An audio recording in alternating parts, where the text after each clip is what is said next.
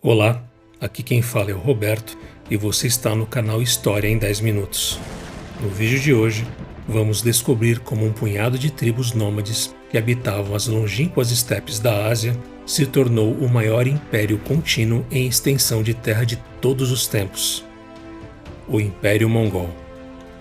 Nas vastas e solitárias estepes da Ásia Central, habitavam tribos nômades cuja existência era moldada pela constante busca por recursos em uma paisagem árida e implacável. Nesse cenário desafiador, onde os elementos naturais ditavam o ritmo da vida, essas tribos percorriam o Planalto em uma busca incessante por pastagens para seu gado e presas para caçar, movendo-se de um lugar para outro conforme as estações mudavam. Em meio à vastidão das estepes, onde o vento soprava sem trégua e o clima era tanto aliado quanto adversário, os nômades construíam tendas temporárias feitas de madeira e pele de animais, adaptando-se à natureza mutável de seu ambiente. Nesse contexto, os mongóis estabeleceram uma conexão íntima com os cavalos selvagens que dominavam a paisagem. Esses animais ágeis e resistentes não eram apenas meio de transporte, mas também companheiros essenciais na luta pela sobrevivência. Os mongóis aprenderam a domar e aperfeiçoar suas habilidades equestres, tornando-se exímios cavaleiros e guerreiros. A relação entre os mongóis e os cavalos não era apenas prática, mas simbólica, refletindo a profunda ligação entre o povo e a terra que habitavam. Foi nessa realidade árdua que emergiu um dos mais importantes protagonistas da história. Até o início do século XIII, essa região estava sob o domínio chinês, que mantinha as tribos locais subjugadas por meio de estratégias militares, aproveitando-se da rivalidade e conflitos entre os chefes tribais.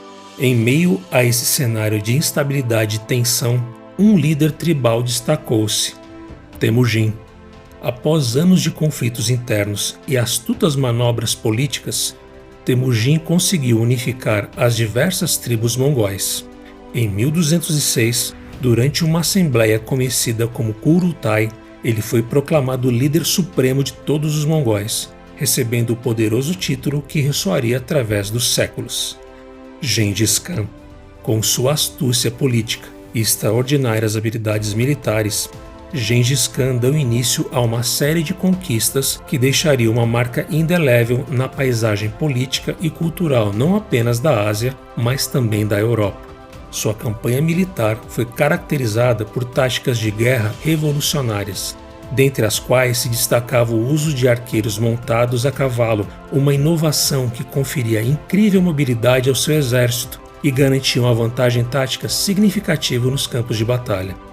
Essas estratégias não apenas garantiram vitórias impressionantes, mas também estabeleceram o início de um império vasto e poderoso que se estenderia por territórios antes inimagináveis. Durante o reinado de Gengis Khan, os exércitos mongóis, conhecidos como hordas, protagonizaram uma expansão territorial sem precedentes. Sob o comando incisivo de seu líder, essas hordas não apenas conquistaram toda a Ásia Central, mas também avançaram sobre vastas extensões da China, penetraram na inóspita Sibéria e alcançaram terras ainda mais distantes, travando batalhas no Cáucaso e na longínqua Ucrânia.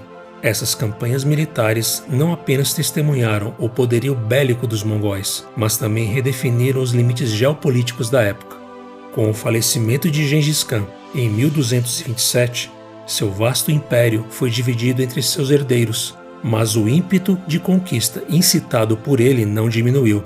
Seu sucessor, Ögedei Khan, não apenas manteve o ímpeto expansionista, mas o intensificou. Durante seu reinado, o Império Mongol estendeu-se ainda mais para o Ocidente, alcançando a Europa Oriental e o Oriente Médio. Em um marco significativo, em 1240, as tropas mongóis capturaram a cidade de Kiev, a capital do Rus de Kiev, solidificando seu domínio sobre a região. Durante o reinado de Kublai Khan, neto e sucessor de Gengis Khan, o Império Mongol atingiu o ápice de sua expansão territorial. Em 1260, as forças mongóis conquistaram a imponente cidade de Pequim, consolidando assim seu domínio sobre a China. A partir desse triunfo, Pequim foi estabelecida como a capital do vasto Império Mongol durante a dinastia Yuan. É relevante ressaltar que, até então, o conceito de capital fixa era estranho ao Império Mongol. Conforme sua tradição nômade, os mongóis mantinham a prática de estabelecer capitais itinerantes. Esse costume não apenas refletia a adaptabilidade e flexibilidade do império, mas também sua habilidade de se movimentar estrategicamente e responder rapidamente às mudanças nas condições geopolíticas e militares. No final do século XIII, o vasto Império Mongol começou a experimentar um declínio significativo, ampliado pelas disputas internas entre os descendentes de Gengis Khan. No período do falecimento de Kublai Khan, em 1294, o império já estava fragmentado em 4 khanatos distintos: a poderosa Horda Dourada no noroeste, o Khanato de Chagatai na vastidão da Ásia Central, o Ilkhanato, estabelecido no sudoeste, e a dinastia Yuan governando no leste.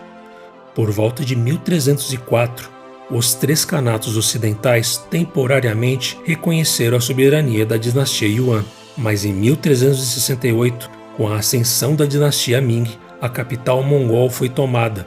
Os líderes mongóis da dinastia Yuan então recuaram para a Mongólia, onde continuaram a governar como a dinastia Yuan do Norte.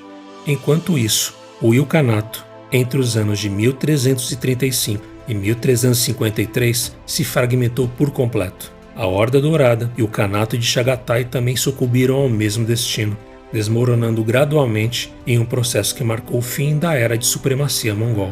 Durante sua duração de aproximadamente 150 anos, o Império Mongol deixou para a história um legado complexo e multifacetado. Sua expansão, embora tenha trazido consigo momentos de glória e unificação, frequentemente se traduziu em devastação e desolação para cidades e territórios subjugados. As campanhas militares mongóis, impiedosas em sua eficácia, resultaram em um sofrimento humano generalizado e perdas materiais incalculáveis. A brutalidade dos mongóis, especialmente durante os saques de cidades emblemáticas como Bagdá, Moscou e Kiev, reverberou através das gerações, deixando cicatrizes duradouras nas populações afetadas. Além disso, as políticas tributárias e de governança impostas pelos mongóis em várias regiões geraram um clima de opressão e exploração, contribuindo para o declínio econômico e social em determinados territórios. As conquistas mongóis também promoveram o deslocamento de centenas de milhares de indivíduos, forçando a diáspora e o estabelecimento de novas ordens em diferentes territórios. Os movimentos populacionais resultantes, como a migração dos turcos da Ásia Central para a Turquia sob o estandarte mongol, marcaram uma transformação geográfica e cultural de proporções monumentais.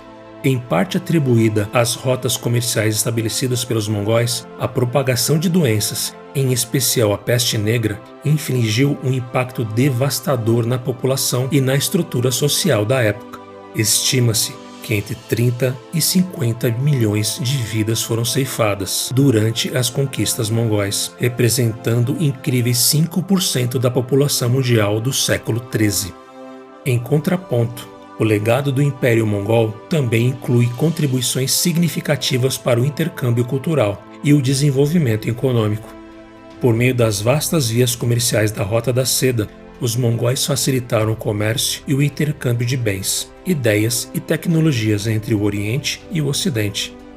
Esta rede de comércio estabelecida pelos mongóis promoveu o crescimento econômico e a prosperidade em muitas regiões, estimulando o desenvolvimento de centros urbanos e o surgimento de novas indústrias e mercados.